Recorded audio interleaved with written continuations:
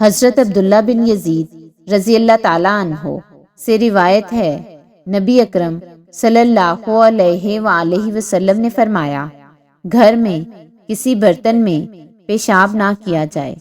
کیونکہ فرشتے ایسے گھر میں داخل نہیں ہوتے ہیں جس میں برتن میں پیشاب پڑا ہو، اور تم اپنے غسل کی جگہ پر ہرگز پیشاب نہ کرنا۔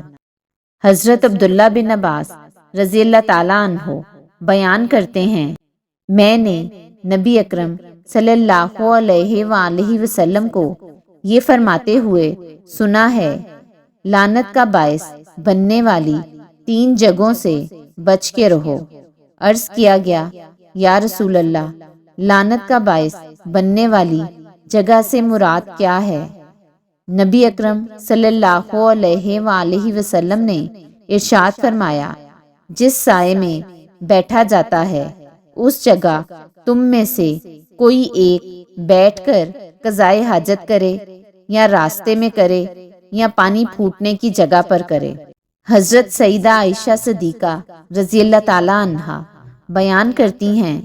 میں نے دھوپ میں پانی گرم کیا، میں اسے لے کر نبی اکرم صلی اللہ علیہ وآلہ وسلم کے پاس آئی تاکہ آپ اس کے ذریعے وضو کر لیں، تو نبی اکرم صلی اللہ علیہ وآلہ وسلم نے ارشاد فرمایا، اے عائشہ، تم ایسا نہ کرو، کیونکہ اس کے نتیجے میں سفیدی یعنی برس کا مرض پیدا ہوتا ہے۔